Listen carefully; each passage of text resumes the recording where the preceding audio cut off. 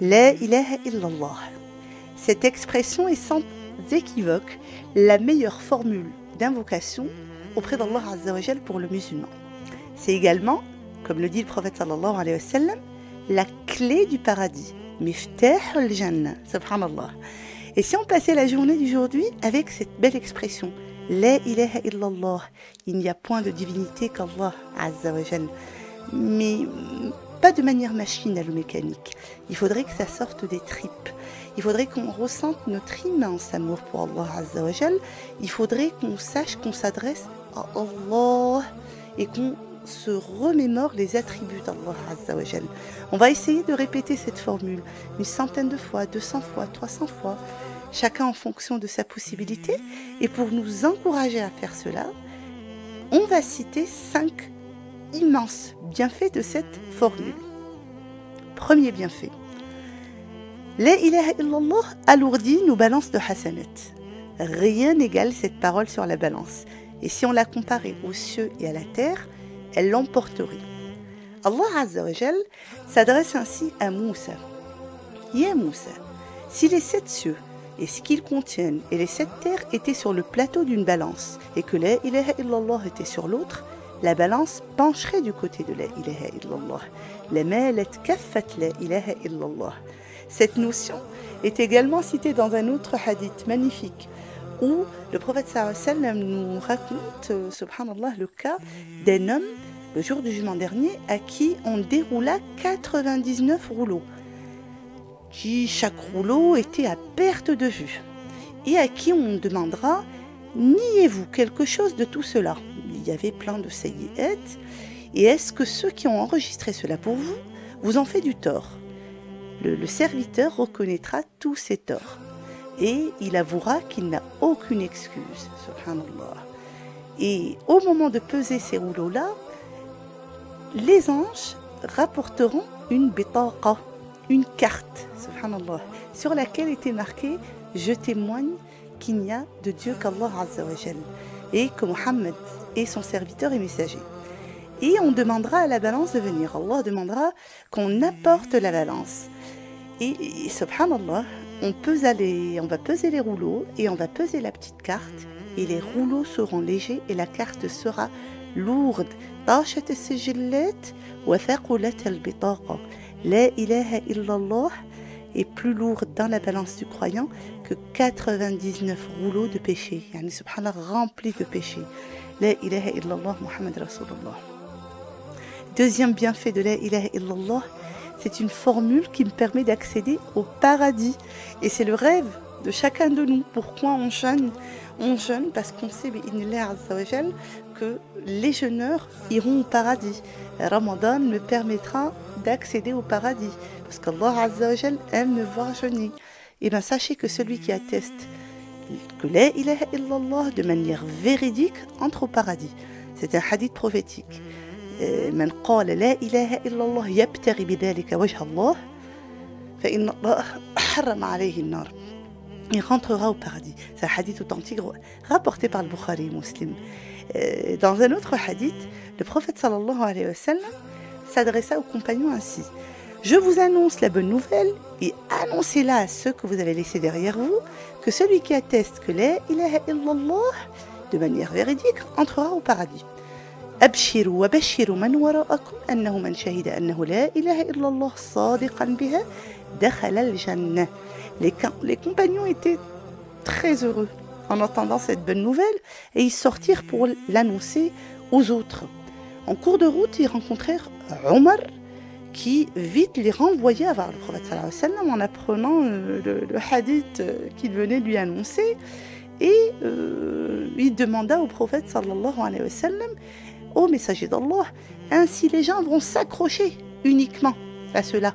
Les gens ne vont plus rien faire s'ils savent qu'il suffit juste de dire la ilaha illallah pour rentrer au paradis. Et bien le prophète sallallahu alayhi wa sallam s'est tu. Sakata Rasulullah alayhi salatu wassalam. Parce que effectivement la ilaha illallah est une formule qui permet à toutes les personnes qui l'auront dit de manière véridique d'accéder au paradis. On ne dit pas aux gens ici que c'est suffisant et qu'ils peuvent commettre tous les péchés qu'ils veulent. On peut accéder au paradis, mais après avoir subi des châtiments dans la tombe et des châtiments dans l'enfer. Ce qui est dit dans ce hadith, c'est qu'on ne reste pas éternellement en enfer. Si on a dit la ilaha illallah sincèrement, ne serait-ce qu'une fois dans notre vie, bi'idnillah azza wa jal, on finira par rentrer au paradis. La ilaha illallah, subhanallah. Ce hadith nous montre le mérite de cette attestation, mais comme j'ai dit, il faut également que parmi les conditions, qu'il y ait de la sincérité pour Allah, ce qui est l'inverse de l'ostentation. La personne qui atteste de la ilaha illallah est celle qui prononce cette parole en connaissant son sens et en agissant par ce qu'elle induit, que ce soit dans son fort intérieur ou dans ses actes extérieurs. Et il y a forcément pour les deux attestations de foi la science, la certitude et agir parce qu'elle induisent. Par contre, le fait de la prononcer sans comprendre son sens, sans en avoir la certitude et sans mettre en pratique ce qu'elle induit, ne risque pas d'être très bénéfique. Donc quand je dis la ilaha illallah, c'est la ilaha illallah as-salam, la paix, la sécurité, le salut. Je recherche la paix dans la prosternation, dans l'intimité apaisante et sécurisante de la prière. Je dis la ilaha illallah et je me remémore l'attribut al-muhaymin, le surveillant, le témoin, le préservateur, le dominateur. La ilaha illallah as-sami', celui qui entend absolument toute chose, celui qui entend tout bruit ou son dans son royaume émanant de n'importe quelle créature. La ilaha illallah al-basir, le voyant, celui qui voit tout. Donc mes pieds ne me mèneront nulle part où Allah n'aimerait pas me voir. Mes yeux ne regarderont rien qui puisse déplaire à Allah Azza wa Jal. La ilaha illallah al-wahhab, le donateur gracieux, celui qui donne immensément sans rien recevoir en retour, celui qui m'accordera donc, Inch'Allah, la réussite dans mes études, la baraka dans mon couple, la facilité à trouver un bon poste. Subhanallah, voilà. Donc, se remémorer les attributs d'Allah Azza wa Jal en même temps que je fais ce dhikr, la ilaha illallah. Parmi les bienfaits également de cette formule, elle renforce notre foi. تقوي الإيمان يعني سبحان الله. Rasoul alayhi salatu wassalam dit: la foi comporte un peu plus de 70 branches. La plus élevée est la proclamation qu'il n'y a d'autre divinité en dehors d'Allah, la ilaha illallah. Et la plus petite est le fait d'ôter de la voie publique ce qui peut nuire aux passants. Et la pudeur fait partie intégrante de la foi.